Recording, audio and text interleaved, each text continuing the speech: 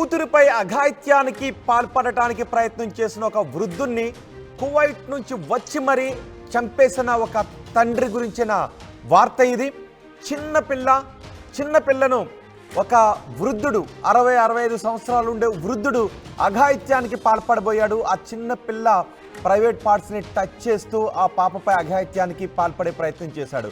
ఆ పాప తనపై ఆ వృద్ధుడు తాత ఎటువంటి అఘాయిత్యానికి ఏ విధంగా పాల్పడటానికి ప్రయత్నం చేశాడో పోసగుచ్చినట్టుగా చెప్పింది. ఆ మాటలు విన్న తండ్రి రక్తం ఉడికిపోయింది. తన బిడ్డ వైపు, కన్న కూతురు వైపు ఎవడైనా వంకరగా చూస్తే తండ్రి రక్తం మరిగిపోతుంది. వాడిని జుట్టు పట్టుకుని అక్కడ కొట్టాలని అనిపిస్తుంది. కానీ కువైట్లో ఉన్న ఆ తండ్రికి తన గారాల పట్టైన ఆ బిడ్డ తాత తనపై ఎలా అఘాయిత్యానికి పాల్పడబోయాడో చెప్పేసరికి ఆ మాటలు విన్న తండ్రి ఒళ్ళు ఉడికిపోయింది, రక్తం మరిగిపోయింది. అతను నేరానికి పాల్పడ్డాడు.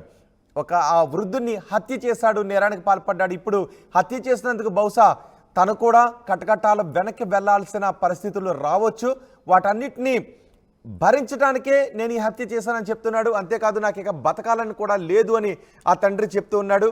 ఈ ఘటన అన్నమయ్య జిల్లాలో చోటు చేసుకుంది. అన్నమయ్య జిల్లాలో అసలు ఈ ఘటన ఎలా చోటు చేసుకుందన్న దాని గురించి తండ్రి ఒక వీడియోని చేస్తూ చూపించాడు. ఆ తండ్రి ఏం మాట్లాడాడో చూద్దాం. అండ్ మీరు కూడా తండ్రి మాటలపై మీ అభిప్రాయాన్ని ఒకసారి కమెంట్ బాక్స్లో తెలియచేయండి. ఒకసారి తండ్రి ఏం మాట్లాడాడో చూద్దాం.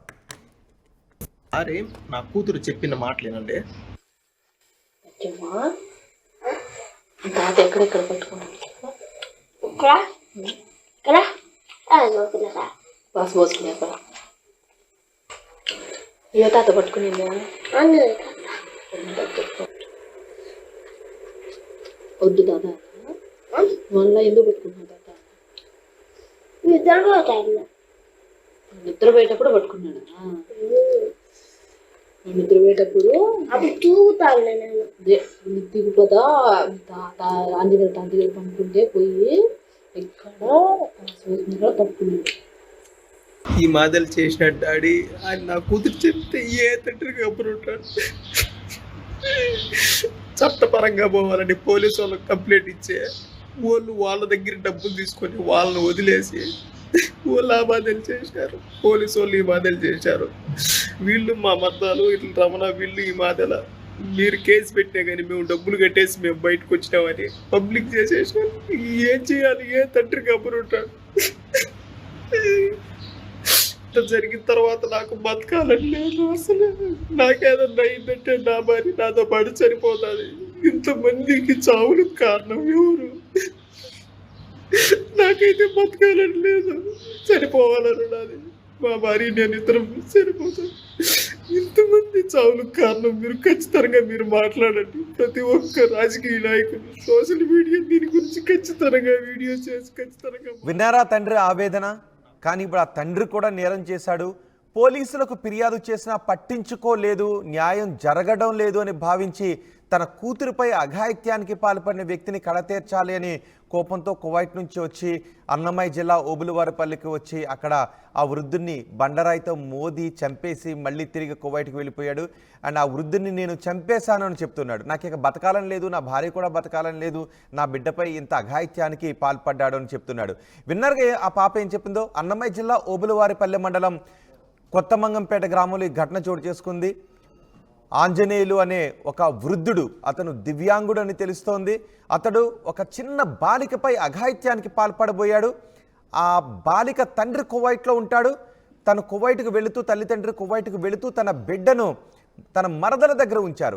ఆ మరదలి మామ ఆ బిడ్డ పడుకున్నప్పుడు ఆ చిన్న పిల్లపై ఈ అఘాయిత్యానికి పాల్పడే ప్రయత్నం చేశాడు. చిన్నపిల్ల కదా ఎవరికి చెప్పదు అని ఒక దశలో ఆ బిడ్డను చంపేద్దామని కూడా చూసినట్టున్నాడు అనే అనుమానాన్ని కూడా వ్యక్తం చేస్తున్నాడు.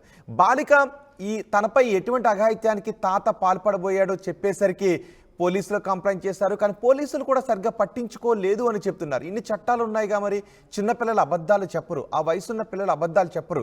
తనపై ఎంత అఘాయిత్యానికి తాత ఒడిగట్టబోయాడో చెప్పేసరికి ఆ పోలీసులు కూడా ఆ వృద్ధుని అరెస్ట్ చేయడం కానీ తగిన చర్యలు తీసుకోవడం కానీ చేయకపోవడంతో మనస్తాపానికి గురైన ఆ వ్యక్తి ప్రసాద్ కువైట్ నుంచి ఇండియాకు వచ్చాడు. ఇండియాకు వచ్చి ఆ వృద్ధుని చంపేసి మళ్ళీ కువైట్కి వెళ్ళిపోయాడు. కువైట్కి వెళ్ళిన తర్వాత అతను ఏం మాట్లాడాడో మీకు చెప్తాను. కానీ అంతకంటే ముందు మా ప్రతినిధి కిషోర్తో మాట్లాడతాను. కిషోర్తో మాట్లాడేటప్పుడు ఒకసారి మీరు కూడా మీ అభిప్రాయాన్ని ఆ తండ్రి చేసిన ఈ ఘటన గురించి మీరేమనుకుంటున్నారు? మీ అభిప్రాయాన్ని కమెంట్ బాక్స్లో తెలియచేయండి. మా ప్రతినిధి కిషోర్ కూడా ఉన్నారు. కిషోర్, ఈ ఘటన తర్వాత అక్కడ ఎటువంటి మాటలు వినిపిస్తూ ఉన్నాయి? స్థానికులు ఏం చెప్తున్నారు? ఆ గ్రామ ప్రజలు ఏం చెప్తున్నారు? ఏదైతే చిన్నారి పట్ల అఘాయిత్యానికి పాల్పడినటువంటి వృద్ధుడిని కువైట్ లో ఉన్నటువంటి ఇప్పుడు హత్య చేసినటువంటి ఘటన, అంటే బండరాయితో మోదీ హత్య చేసినటువంటి ఘటన అన్నమయ్య జిల్లా ఓంగారిపల్లిలో చోటు చేసుకుంది. అయితే ఈ ఘటన పైన పలుమార్లు కూడా అటు పోలీసులకు ఫిర్యాదు చేశారు. ఏదైతే చిన్నారి తన పట్ల తాత వరుసైనటువంటి నరసింహులు అసభ్యకరంగా ప్రవర్తిస్తున్నారంటూ కూడా ఆమె పలుమార్లు కూడా తల్లిదండ్రులకు ఫోన్ చేసి చెప్పింది. అయితే తల్లికి ఫోన్ చేయడంతో, అంటే తండ్రికి ఫోన్ చేసి చెప్పలేదు కానీ తల్లికి మాత్రం తనకు జరిగినటువంటి విషయాన్ని తల్లి దృష్టికి తీసుకెళ్ళింది. అయితే తల్లి దృష్టికి తీసుకున్న నేపథ్యంలో కూడా ఒక్కసారిగా కూడా తల్లి నేరుగా కువైట్ నుంచి ఇండియాకు చేరుకుంది. అయితే ఇండియాకు చేరుకున్న తరుణంలో కూడా పోలీసులు కూడా ఫిర్యాదు చేసింది. అయితే ఫిర్యాదు చేసినటువంటి పోలీసులు దాన్ని కింద సీరియస్ గా తీసుకున్నారు. అంటే ఒక రకంగా తాత వరుసకు తాత చిన్నారి పట్ల ఇట్లా అసభ్యంగా ప్రవర్తిస్తున్నాడు, అఘాయిత్యానికి పాల్పడే ప్రయత్నం చేస్తున్నాడు అన్నటువంటి విషయాన్ని కూడా ఆ పాప తల్లి చెప్పినప్పటికి కూడా ఓ రకంగా పోలీసులు పట్టించుకున్న పాపాన పోలేదు. అయితే దీనిపై సర్ది చెప్పినటువంటి ప్రయత్నం చేశారు. అయితే తాత తీరు మారలేదు, అదే విధంగా ప్రవర్తించడంతో ఒక్కసారిగా కూడా ఏదైతే తన మరదలు ఎవరైతే మరదలు ఉన్నారో మరదలు ఇంట్లో కూడా, అంటే వీళ్ళిద్దరు కూడా కువైట్ కు వెళ్ళారు. పిల్లల ఉన్నత చదువుల కోసం కువైట్ లో వెళ్ళి అక్కడ అష్ట కష్టాలు పడుతున్నటువంటి పరిస్థితి. అయితే ఆ నేపథ్యంలో మరదలింట్లో ఉన్నటువంటి ఆ బిడ్డ పరిస్థితి ఎలా ఉందని ఫోన్ చేసినా కూడా ఆమె సరైన సమాధానం చెప్పకపోవడంతోనే ఈ పరిస్థితి దాల్సింది. అయితే ఈ నేపథ్యంలో ఒక్కసారిగా కూడా తను మనస్తాపానికి చెంది ఏదైతే తన బిడ్డ ఏడుస్తూ కూడా కొన్ని వ్యాఖ్యలు చేసింది. ఏదైతే తన పట్ల తాత ఈ విధంగా ప్రవర్తిస్తున్నాడు, పలాని ప్రైవేట్ పార్ట్ లో చేతులు వేస్తున్నాడు అన్నటువంటి విషయాన్ని కూడా చెప్పడంతో ఏ తండ్రి కూడా సహించలేడు. ఎందుకంటే తన బిడ్డ పట్ల ఇంత అసభ్యంగా ప్రవర్తిస్తున్నాడంటే మాత్రం ఖచ్చితంగా ఒక రకంగా కోపోద్రిక్తుడై వచ్చిన పరిస్థితి కనిపిస్తుంది. అయితే తను కొద్ది రోజుల పాటు సహనంగా ఉన్నప్పటికీ కూడా అయితే ఆ తర్వాత జీర్ణించుకోలేని పరిస్థితి, ఒక రకంగా మనోవేదన మనస్తాపాన్ని, అంటే తను రోజు కూడా నిత్యం ఎన్నో రోజులు అంటే కిషోర్ పోలీసులు తమ పని తాము చేసుంటే ఒక తండ్రి నేరస్తుడు అయ్యి ఉండేవాడు కాదు. మరి పోలీసులు ఏం చెప్తున్నారు అసలు ఈ ఘటన గురించి? రోహిత్, వాస్తవానికి ఏదైతే పోలీసులు ఈ విషయంలో సీరియస్ గా తీసుకుంటే ఈ పరిస్థితికి దారి తీసేది కాదన్నటువంటి భావన వినిపిస్తుంది. ఏదైతే పోలీసులు కూడా ఈ వ్యవహారంలో నాన్పుడుదని ఏదైతే కొంతమేర అటు వైపు నుంచి డబ్బులు తీసుకుని పోలీసులు కూడా సర్ది చెప్పే ప్రయత్నం చేశారే తప్ప దీనిపైన కఠినంగా వ్యవహరించి ఉంటే ఎవరైతే ఆ బాలిక తండ్రి నేరస్తుడు అయ్యేవాడు కాదు. ఎందుకంటే కన్నటువంటి స్థానికులు కూడా చెప్తున్న పరిస్థితి ఏంటంటే ప్రధానంగా చిన్న పిల్లల పట్ల అఘాయిత్యాలకు పాల్పడుతున్నటువంటి ఘటనలు మనం చూస్తున్నాం. అలాంటి పరిస్థితి నేపథ్యంలో చిన్నారి అసలు ఆ పాపకు ఏందనే విషయం కూడా తెలియని పరిస్థితి. అలాంటి బాలిక పట్ల ఒక రకంగా అసభ్యకరంగా ప్రవర్తించడాన్ని చూస్తే మాత్రం సభ్య సమాజం తలదించుకునే పరిస్థితి అన్నటువంటి విషయాన్ని కూడా ఉన్నటువంటి స్థానం చెప్తున్నారు. ఈ వ్యవహారంలో పోలీసుల తప్పు కూడా ఉంది. ఎందుకంటే పోలీసులు ఆ రోజు మందలించి వదిలేయకుండా కొంత సీరియస్ గా తీసుకొని అటు కఠినమైనటువంటి శిక్షలు ఏదైతే అసభ్యకరంగా ప్రవర్తిస్తున్నటువంటి నేపథ్యంలో ఫోక్సో చట్టాలు అంటున్నారు, అవంటున్నారు, ఇవంటున్నారు, కానీ ఎక్కడే కానీ ఆ చట్టాలను అమలు చేసే పరిస్థితి లేదన్నటువంటి భావన ఇక్కడ ఉన్నటువంటి స్థానికుల్లో వినిపిస్తున్నారు. మరోవైపు పోలీసులు కూడా ఈ వ్యవహారం పట్ల ఏదైతే హత్య జరిగింది, బండరాయితో మోదీ హత్య చేసిన తర్వాత దాన్ని అనుమానాస్పద మృతిగా కూడా చిత్రీకరించారు. అయితే తాజాగా ఏదైతే ఈ రోజు నిన్న వీడియో విడుదల చేయడం బాలిక తండ్రి, ఆ తర్వాత అది సోషల్ మీడియాలో వైరల్ కావడంతో ఒక్కసారిగా హత్య చేసింది ఎవరన్నటువంటి విషయం వెలుగులోకి వచ్చింది. ఇప్పుడేం చేయబోతున్నారు పోలీసులు? ఇప్పుడేం చేయబోతున్నారు? ఆ హత్య చేసింది నేనే అని చెప్పాడు, కారణం చెప్పాడు. పోలీసులు పట్టించుకోకపోవడం వల్ల తన కూతురిపై ఆ వృద్ధుడు అఘాయిత్యానికి పాల్పడే ప్రయత్నం చేయడం వల్ల నేను కోపంతో చంపేశాను అని అంటున్నాడు. సో అతను చేసింది నేరమే, కానీ ఇప్పుడు ఏం చేయబోతున్నారు పోలీసు? రోహిత్, ఏదైతే తను చేసింది నేరమే అయినప్పటికీ కూడా ఏ తండ్రి కూడా చేయడు. ఒక బిడ్డ కన్నీటితో ఏడుస్తూ కూడా ఆ మాటలు చెప్పడాన్ని కూడా ఒక రకంగా అక్కడ ఉన్నటువంటి ఆ ప్రాంత వాసులను కలిసివేసింది. అయితే పోలీసులు మాత్రం ఈ వ్యవహారాన్ని కొంత సీరియస్ గానే తీసుకున్నారు. ఏదైతే తాత వ్యవహారంలో ఎవరైతే నాన్పుడు ధోరణి వ్యవహరించారో, సర్ది చెప్పే ప్రయత్నం చేశారో ఆ పోలీసుల పైన కూడా చర్యలు తీసుకునే దిశగా ఇప్పటికే జిల్లా ఎస్పీ విద్యాసాగర్ నాయుడు కూడా దృష్టి సాధించారు. అందులో భాగంగానే ఇప్పటికే విద్యాసాగర్ నాయుడు ఏదైతే సోషల్ మీడియాలో వైరల్ గా మాడినటువంటి ఈ వీడియో కూడా ఆయనకు చేరింది. ఆయన వెంటనే అక్కడ ఉన్నటువంటి పోలీస్ స్టేషన్ ఓబులవారిపల్లి మండలంలో ఉన్నటువంటి పోలీస్ స్టేషన్ కూడా ఫోన్ చేశారు. ఆ రోజు ఎవరు సర్ది చెప్పారు ఏంటన్నటువంటి విషయం పైన కూడా అటు ఆరా తీసినారు. అదే విధంగా బాలిక తల్లి వచ్చి ఫిర్యాదు చేసినప్పటికీ కూడా దాన్ని ఎందుకు అంత సీరియస్ గా తీసుకున్నారు, అసలు ఇంత సీరియస్ గా తీసుకోకపోవడం వల్లే అతను నేరానికి పాల్పడాలన్నటువంటి విషయాన్ని కూడా ఎస్పీ చెప్తున్నారు. మరోవైపు ఏదైతే నేరం చేసినప్పటికీ కూడా తన బిడ్డ కోసమే తాను నేరం చేశాను తప్ప తను బతకాలనలేదు, తన భార్య కూడా బతకాలనే పరిస్థితులు లేదన్నటువంటి విషయాన్ని కూడా ఆయన కన్నీటి పర్వతం అయితే కూడా ఒక వీడియోను రిలీజ్ చేశారు. ఆ వీడియో కూడా ఎస్పీకి చేరింది. ఎస్పీ కూడా దానిపైన సీరియస్ గా తీసుకున్నారు. ఆ వ్యవహారంలో ఎవరైతే ఉన్నారో వారి పోలీసుల పైన కూడా వేటు వేసే పరిస్థితి కనిపిస్తుంది. మరోవైపు త్వరలోనే తాను వచ్చి పోలీసులకు లొంగిపోతారని చెప్పడాన్ని కూడా ఎస్పీ గారు స్వాగతిస్తుంది. ఏది ఏమన్నప్పుడు కూడా చిన్నారి పట్ల అసభ్యంగా ప్రవర్తించడాన్ని పోలీసులు కొంత సానుకూలంగా వ్యవహరించడమే ఇందుకు ప్రధాన కారణం స్పష్టంగా తెలుస్తున్న నేపథ్యంలో కూడా ఎస్పీ ఈ వ్యవహారాన్ని సీరియస్ గా తీసుకొని అందులో ఉన్నటువంటి పోలీసులు కావచ్చు, అదేవిధంగా ఆ రోజు ఎవరు సర్ది చెప్పే ప్రయత్నం చేశారు వారి వివరాలు కూడా సేకరిస్తున్నారు. ఇప్పటికే వారికి సంబంధించి వారందరికీ కూడా సమాచారాన్ని తీసుకున్న అనంతరం కూడా వారిపైన వేటు వేసే అవకాశాలు కూడా లేకపోలేదు. రోహిత్. రైట్ కిషోర్, ఫస్ట్ ఆ పోలీసులు ఉద్యోగాల్లోంచి తీసిపడైంది. ఆ పోలీసులకు ఉద్యోగాలు చేసే అర్హత లేదు. ఒక చిన్న పిల్ల తనపై జరుగుతున్న అఘాయిత్యం గురించి క్లియర్గా చెబితే పోలీసులు సర్ది చెప్పే ప్రయత్నం చేస్తున్నారు. మరి ఇంకెందుకు పోలీసులే, చట్టాలను కాపాడాల్సిన పోలీసులే ఈ రకంగా ఇలాంటి అన్యాయాల పట్ల సర్ది చెప్పాలని చూస్తూ ఉంటే ఇంకెన్ని చట్టాలు చేసే ఉపయోగం ఏముంది? సో ఫస్ట్ ఆ పోలీసులకి ఉద్యోగాల్లో కొనసాగే అర్హత లేదు. ఆ పోలీసులు ఎవరైతే ఈ కేసులో ఇన్వాల్వ్ అయి ఉన్నారో, కంప్లైంట్ వచ్చిన తర్వాత ఎస్హెచ్ఓ కావచ్చు, ఐఓ స్థాయి అధికారి ఎవరైతే ఉన్నారో ఆ అధికారిని ఉద్యోగం నుంచి, ఆ పోలీస్ అధికారిని ఉద్యోగం నుంచి తీసిపడేయండి ఫస్ట్. ఆ తర్వాత ఇతన్ని ఏ విధంగా శిక్షించాలని అనుకుంటున్నారు, ఇతనిపై ఏ విధమైన నేరారోపణ చేయాలనుకుంటున్నారు. ఎందుకంటే వృద్ధుని చంపాడు కాబట్టి ఖచ్చితంగా పోలీసులు అతనిపై నేరాన్ని మోపి కోర్టులో అయితే ప్రొడ్యూస్ చేస్తారు, విచారణ అయితే జరుగుతుంది. కానీ అంతకంటే ముందు ఆ విషయాన్ని లైట్ తీసుకున్న విషయాన్ని, ఆ పాపపై అఘాయిత్యానికి పాల్పడుతూ ఉంటే ఆ విషయాన్ని తెలిసి కూడా, అంత క్లియర్గా చెప్పింది తెలిసి కూడా మసిబూసి మారేడుకాయ చేయాలి, సర్ది చెప్పాలి అనే ప్రయత్నం చేస్తున్న పోలీసులు ఉద్యోగం నుంచి తీసిపడేయండి. ఒకవేళ పోలీసులే సవ్యంగా సక్రమంగా చట్టాన్ని సక్రమంగా అమలు చేసినట్లయితే ఒక తండ్రి, ఇప్పుడు మీరు చూస్తున్న ఆ తండ్రి నేరస్తుడు అయ్యి ఉండేవాడు కాదు. ఆ వృద్ధుడు బహుశా ఇప్పుడు కటకటాల వెనుక ఉండేవాడు. సమాజం హర్షించేది ఆ వృద్ధుడిని. అఫ్కోర్స్ ఇప్పుడు ఎలా రియాక్ట్ అవుతారన్న దాని గురించి నేను మాట్లాడడం లేదు. కొంతమంది భావోద్వేగంలో కరెక్ట్ అని అంటూ ఉండొచ్చు. కానీ చట్టాన్ని మన చేతుల్లోకి తీసుకోవడం కరెక్ట్ కాదు. కానీ ఏం చేయలేని పరిస్థితుల్లో అతను ఎలా చేశానని చెప్తున్నాడు, ఎందుకంటే పోలీసులు పట్టించుకోలేదు కాబట్టి. కానీ ఎవరైనా ఇలాంటి ఘటన జరుగుతుంటే మీ దృష్టికి వస్తే కింది స్థాయి పోలీసులు పట్టించుకోకపోతే పై స్థాయి పోలీసు అధికారుల దగ్గరికి తీసుకువెళ్ళండి, ఎస్పీ స్థాయి అధికారుల దగ్గరికి తీసుకువెళ్ళండి, డీజీపీ దగ్గరికైనా తీసుకువెళ్ళండి. అప్పటికీ జరగకపోతే మీడియా దగ్గరకు రండి, కావాలంటే ఆర్టీవీ దగ్గరకు రండి, సమాజాన్ని ప్రశ్నించండి. కానీ మీరు ఇలా హత్యలు చేసి నేరస్తులుగా కావద్దు. ఎందుకంటే తర్వాత మళ్ళీ మీ జీవితాలు కూడా జైలు జీవితాలు అయ్యే అవకాశం ఉంటుంది. ఈ ఘటనపై, ఈ తండ్రి చేసిన ఈ ఘటనపై మీరేమనుకుంటున్నారో మీ అభిప్రాయాన్ని ఫస్ట్ కమెంట్ బాక్స్లో తెలియచేయండి. అండ్ పోలీసులను, ఆ విషయాన్ని లైట్ తీసుకుని సర్ది చెప్పాలని చూసిన పోలీసులను మీరేం చేయాలనుకుంటున్నారో కమెంట్ బాక్స్లో తెలియచేయండి. అంతకంటే ముందు ఆ మరదలు, ఎవరైతే ఆ మరదలు ఉన్నారో, ఎందుకంటే ఆ చిన్న పాపను వాళ్ళ బతుకు తెరువు కోసం కువైట్కి వెళ్ళి ఆ చిన్న బిడ్డను వాళ్ళ మరదల దగ్గర ఉంచారు.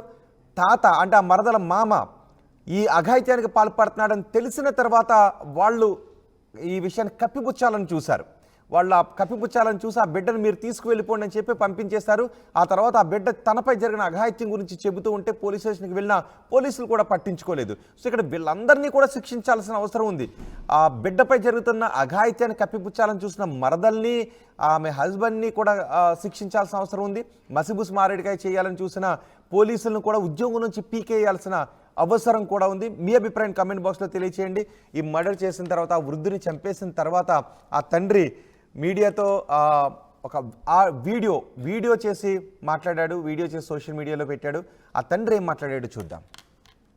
నేను ఇతన్ని చంపేదానికి కారణం ఏంటి, చంపేంత అంత పెద్ద తప్పు అతనేం చేసినాడు, ఒక రచ్చకు గాని ఒక గొడవకు గాని ఇంకొకరిని ఒక మాట నేను అనేది గాని, రచ్చలకు నేను దూరంగా ఉంటాను, గొడవలకైనా కానీ రచ్చలకైనా కానీ వీటన్నిటికీ దూరంగా ఉండే నేను ఇతన్ని అలా చేసే అంత నిర్ణయం నేను దేనికి తీసుకున్నాను, అతనేం చేసినాడు. మాది అన్నమయ్య కడప జిల్లా ఓబులవారిపల్లి మండలము ఐలరాజపల్లి హరిజనవాడ గ్రామం మాది. ఓకే, నా కూతురు పుట్టింటాంచి 11 సంవత్సరాల నుంచి మా అత్తమామే చూసుకుంటా ఉన్నారు. ఓకే, వాళ్ళ ప్రజెంట్ అయితే ఆర్థిక పరిస్థితి బాగలేక మా యొక్క కోయేట్కి వస్తా మా కూతుర్ని వాళ్ళ చిన్న కూతురు దగ్గర, అంటే మా మరదల దగ్గర మా కూతురు బాధ్యత మా మరదలకైతే అప్పచెప్పేసి కువైట్కైతే వచ్చింది. వాళ్ళు కొద్ది రోజులు బాగానే చూసుకున్నారు. ఓకే, ఒకరోజు ఏం జరిగిందంటే మా కూతురు మంచంలో పనుకోండి, ఈ మనిషి అన్నమాట. ఈ మనిషి ఏం చేశాడంటే మా కూతురు నిద్రమత్తులో ఉంది కదా అని మా కూతురు బట్టలు తీసేసి బలాత్కారం చేసి నోరు మూసిపెట్టి బలాత్కారం చేసి ఇంకా చేసేదానికి ప్రయత్నించినాడు. ఒకవేళ అరిస్తే నోరు మూసిపెట్టి ఒకవేళ ఎంత పనైనా చేద్దాము చంపేసేదానికైనా కానీ, అంటే ఆ ఆలోచనతోనే బలాత్కారం చేసి చంపేసేదానికైతే ఈ మనిషి అయితే చూసినాడు.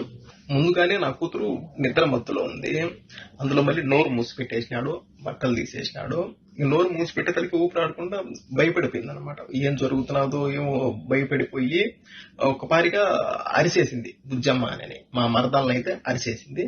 మా మరదలు వచ్చింది. అప్పుడు మా మరదలు వచ్చి ఇప్పుడు బిడ్డనైతే దగ్గరికి తీసుకొని ఏం జరిగింది అంటే అప్పుడు బుజ్జమ్మ తాత అయితే ఈ మాదిరి చేసినాడు, బట్టలన్నీ తీసేసినాడు, పట్టుకోరాని చోట పట్టుకొని ఒత్తుతా ఉన్నాడు. నాకైతే నొప్పి వస్తున్నది, భయం వేసింది. బుజ్జమ్మ నోరు మూసిపెట్టేసినాడు. నేను భయపడిపోయి గట్టిగా అరిచినాను. తరువాత మా మరదలైనా గాని మా మరదల వాళ్ళ భర్త రమణ అయినా గాని వీళ్ళిద్దరూ ఈ మనిషిని దేనికి ఈ మాదిరి చేసినావు పసిబిడ్డలని ఒక్క మాట అడగల. తరువాత నా బిడ్డను వీళ్ళిద్దరూ బెదిరించినారు. తాత ఈ మాదిరి అని చేసినాడు అని నువ్వు ఎక్కడ చెప్పగాకని నా బిడ్డనైతే బెదిరించినారు. నా బిడ్డ భయపడిపోయింది. తర్వాత మా మరదలు మా భార్యకి ఫోన్ చేసి మా ఇంట్లో వసతి లేదు, నీ బిడ్డను చూసుకునేదానికి, నీ బిడ్డ నువ్వు తీసుకోబో అని ఎమర్జెన్సీగా చేసింది. మా ఇంట్లో గొడవలు గాన వసతి లేదు అనే తలికే సరే అని నా భార్యను ఇంటికి పంపించిన. బిడ్డను తీసుకురాపో, మన స్వాధీనంలో పెట్టుకున్నాం, మనం చూసుకున్నాము అనేది. ఓకే, పోయింది, తీసుకొని వచ్చింది. ఓకేనా, అని నా బిడ్డను మంచిగా అడిగింది నా భార్య. అసలు ఏం జరిగింది, వాళ్ళు ఏమన్నా కొట్లాడుకున్నారా, ఇన్ని రోజులు బాగానే చూసుకుంటా ఉన్నారు కదా, సడన్ గా దేనికి ఈ మాదిరి ఏంది, నేను ఊరికి చెప్పండి, భయపడగాకు, అసలు ఏం జరిగింది, వాళ్ళ కాళ్ళకి ఏమన్నా రచ్చడా అని నా భార్య చిన్నగా అడగడం వల్ల నా కూతురు చెప్పేసింది, అమ్మా నేను నిద్ర మత్తులో ఉన్నాను, తాత పట్లన్నీ తీసేసినాడు, ఇంకా చెప్పరాని ప్లేస్ లో పట్టుకొని గట్టిగా ఊపినాడు, మా అరుచానని ఇట్లా మూత పెట్టేసినాడు, చేతితో మూతేసినాడు, నాకు భయం వేసింది, మా ఈ మాదిరి చేసినాను, తర్వాత బుజ్జమ్మకి చెప్పినాను అని అప్పుడు చెప్పింది నా కూతురు. ఇంకా తర్వాత నేను చట్టాన్ని గౌరవిస్తా.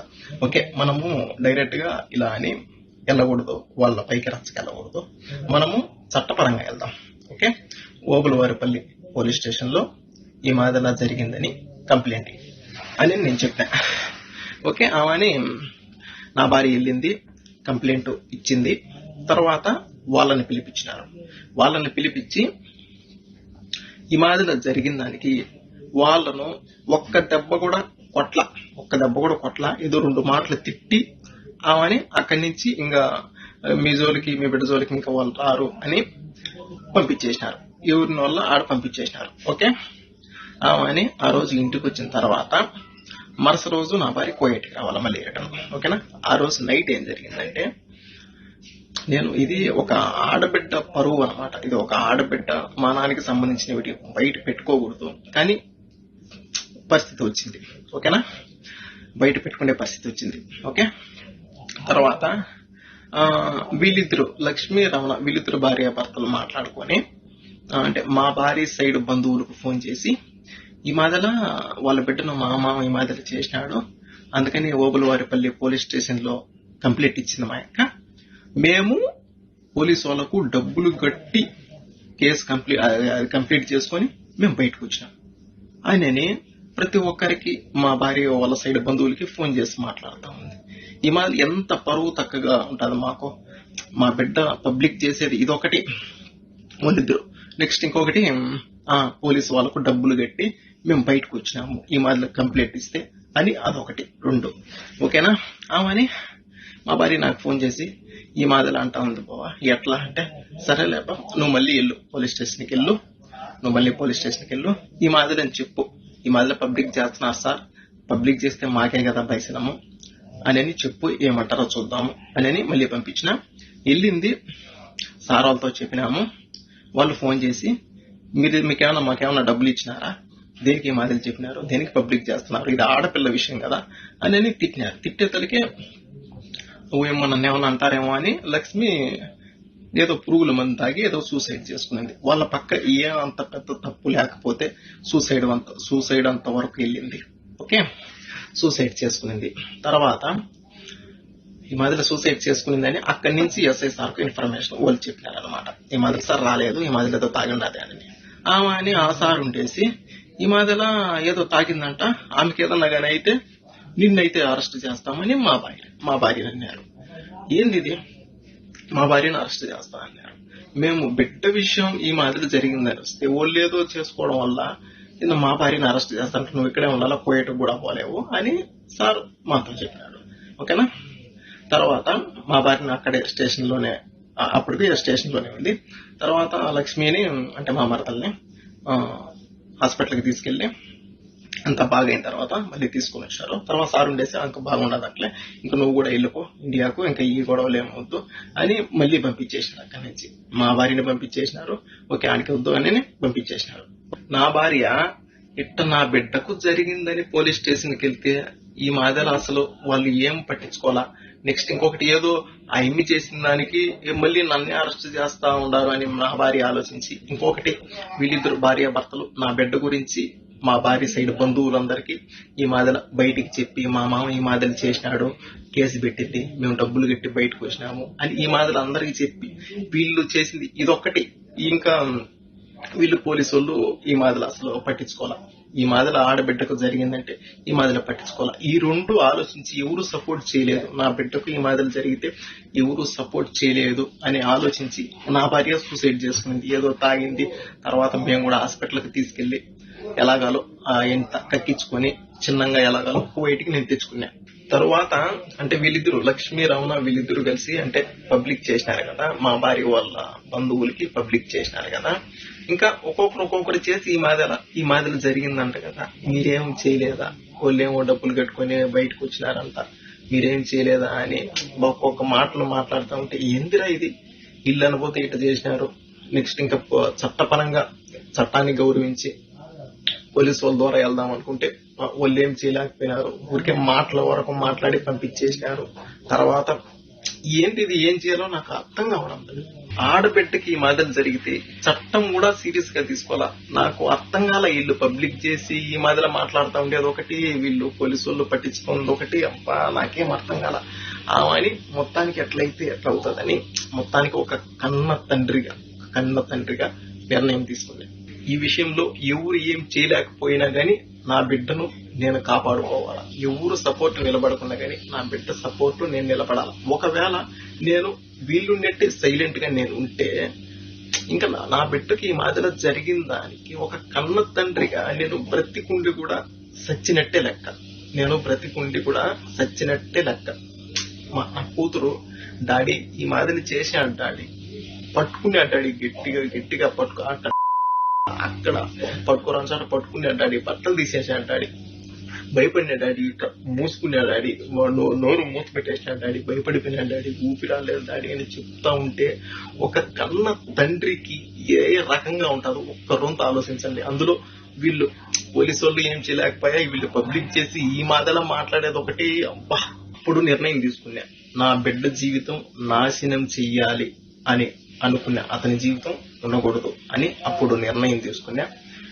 ఎవరికి తెలియదు నేను ఇండియాకు వస్తా ఉన్నట్టు, ఎవరికి తెలియదు. మా కోయటతో మాట్లాడుకొని ఒక 4 రోజులు సెలవు కావాలని చెప్పి పాస్పోర్ట్ తీసుకొని 2 టికెట్లు నేనే కొనుక్కొని మా భార్యకి కూడా నేను ఎడార్లేకి జాకూర్కి వెళ్తున్నాను అని చెప్పి నేను ఇండియాకు వచ్చిన. కువైట్ నుంచి ఇండియాకు వచ్చి నేను చేసే పని అతన్ని నేను చేసి తర్వాత మళ్ళీ నేను కువైట్కి వచ్చిన. ఒక్కటి ఆలోచించండి, నేను చేసింది ఓకే తప్పే, కానీ దేనికి చేయాల్సి వచ్చింది? ఎవరు దీన్ని పట్టించుకోకపోవడం వల్ల నేను ఈ నిర్ణయము తీసుకోవాల్సి వచ్చింది. నేను ఒక రచ్చకు బాను, ఒక గొడవలకు బాను, ఎవరిని ఒక మాట తప్పుగా నేను అన్ను. అలాంటిది ఇంత నిర్ణయం దేనికి తీసుకున్నాను? అంతవరకు పరిస్థితి వచ్చింది, ఇంతవరకు తీసుకొని వచ్చినారు. ఇతనిని చంపిన విషయంలో నా సైడ్ బంధువులకు గాని మా భార్య సైడ్ బంధువులకు గాని ఎవరికి ఏ సంబంధం లేదు. మొత్తం అంతా పూర్తి బాధ్యత నాదే, నేనే చేసిన. ఓకే, ఏం చేశాను? ఒక కన్న తండ్రిగా వీళ్ళు పోలీసు వాళ్ళు ఏం సీరియస్ గా తీసుకోకపోయా. వీళ్ళనబోతే లక్ష్మి వాళ్ళ భర్త ఈ మాదిరిలా అందరికీ ఫోన్లు చేసి అల్లరి పాలు చేస్తా ఉండి రెచ్చగొట్టినట్టు మాట్లాడుతూ ఉండి ఒక కన్న తండ్రిగా ఇంకా నేను ఏం చేశాను? ఇంకా నిర్ణయం తీసుకోవాల్సి వచ్చింది. నిర్ణయం తీసుకున్నా, ఇండియాకి వెళ్ళినా, చేసే పని చేసినా, మళ్ళీ కువైట్ కి వచ్చిన. ఓకే, ఇండియాలో అంటే అక్కడ ఈ మాదిరిలా మనిషిని చంపినారు అని తెలుసు, కానీ దేనికోసం చంపినారు, ఎవరు చంపినారు, అంత ఇతనేం చేసినాడు అని తెలీదు. ఇతనేం చేసినాడు, అంతవరకు చంపేంత వరకు ఏం చేసినాడు అని ఎవరికి తెలీదు. అందుకని ఇంకా నా జీవితం పోతే పోయింది నాకు తెలుసు, ఎందుకంటే తప్పు చేసిన పోతే పోయింది. అందుకని బిడ్డ పరువు కూడా పబ్లిక్ చేసేసినారు. అందుకని దీనికోసం వీళ్ళు ఈ మాటలు చేసినారు. అందుకని నేను ఇలా చేయాల్సి వచ్చింది. అందుకని నేను ఈ వీడియో పెడతా ఉన్నా. నేను చేసింది తప్పు, నేను ఒప్పుకుంటున్నా. చట్టాన్ని గౌరవించి నేను ఈ విషయం నేను పబ్లిక్ చేసి నేను లొంగిపోయేదానికి నేను వస్తా ఉంటా. నేను ఇండియాకు వస్తున్నా, నేను సరెండర్ అవుతా. ఓకే, నేను చేసిన తప్పే, కానీ నా బిడ్డకు ఈ మాదిరి జరిగింది, ఎవరు పట్టించుకోకపోవడం వల్ల నేను ఈ మాదిరి చేయాల్సి వచ్చింది. ఈ రోజు నా బిడ్డకు జరిగింది, రేపు ఒకవేళ మీ బిడ్డకు, మీ ఇంట్లో ఆడవాళ్ళకు ఈ మాదిరి జరిగితే పట్టించుకోకుండా ఒకవేళ ఇంకెప్పుడు పట్టించుకుంటారో, తేటిగా ఆడబిడ్డల మాన ప్రాణాలు తేటిగా పోయిన తర్వాత, సమాధిలోకి వాళ్ళు వెళ్ళిన తర్వాత పట్టించుకొని ఏం ఉపయోగం? నా బిడ్డ గురించే కాదు, ప్రతి ఒక్క ఆడబిడ్డ గురించి నేను ఆలోచించి ఈ మాదిరి ఒకవేళ ఎవరైనా ఈ మాదిరి చేస్తే, ఒకవేళ ఎవరు ఏం చేయలేకపోయినా కానీ, ఒకవేళ వీళ్ళ బంధువులు అయినా కానీ, వీళ్ళ తండ్రి అయినా కానీ, అన్నైనా కానీ, తమ్ముడైనా కానీ, ఒకవేళ ఏదైనా చేస్తాడో తెలిసిన తర్వాత అలా భయపడైనా కానీ ఆడపిల్లల జోలికి రాకుండా ఉంటారు అని ఆలోచించి నా జీవితం పోయినా పర్వాలే, బిడ్డ పరువు ఈ మాదిరిలో పోయినా పర్వాలే, ఇంకొకరు బాగుంటారు కదా, ఇంకొకరికి ఇది విషయం అని చెప్తానే, ఇంకొక బిడ్డకు ఈ మాదిరిలో జరిగిందని చెప్తానే అప్పుడైనా సీరియస్ గా పట్టించుకుంటారు కదా అనే ఆలోచనతో నేను ఈ పని చేస్తున్నాను. ఈ వీడియో రాజకీయ నాయకులకు, సీఎం సార్ చంద్రబాబు నాయుడు గారికి చేరేంత వరకు షేర్ చేయండి. ఎందుకంటే ఈ మాదిరిలో జరిగిన దానికి ఆడపిల్లల మాన ప్రాణాల గురించి ఖచ్చితంగా వీళ్ళు మాట్లాడాలి. ఇలా జరిగిన దానికి ఖచ్చితంగా వీళ్ళు దీనిపైన రియాక్ట్ అయ్యి ఖచ్చితంగా మాట్లాడాలి. నా సపోర్ట్ మాట్లాడండి అని నేను అనడంలే. ఓకే, ఇలా జరిగినందుకు పట్టించుకోకపోవడం వల్ల ఈ మాదిరి జరిగింది. ఈ విషయం పైన ఖచ్చితంగా కువైట్ లో ఉండే యూట్యూబ్ ఛానళ్ళు, ఇండియాలో ఉండే యూట్యూబ్ ఛానళ్ళు, మీడియా ఛానళ్ళు ప్రతి ఒక్కరూ ఈ విషయం పైన తప్పకుండా మాట్లాడాలి. నేను ఇండియాకు వస్తున్నాను, నేను తప్పకుండా పోలీసులకు నేను సరెండర్ అవుతాను. మీరు ఇప్పుడు దీన్ని బట్టి, జరిగిన దాన్ని బట్టి మీరు ఏ శిక్ష చేసినా నేను తీసుకునేదానికి నేను రెడీ. నేనైతే ఇండియాకు వచ్చి మీకు నేను సరెండర్ అవుతాను. దీంట్లో మా వాళ్ళకి కానీ, మా భార్య సైడ్ వాళ్ళకి కానీ, నా సైడ్ వాళ్ళకి కానీ ఎవరికి ఏ సంబంధం లేదు. మొత్తం అంతా చేసిన నేనైతే వచ్చి నేను మీకు సరెండర్ అవుతాను.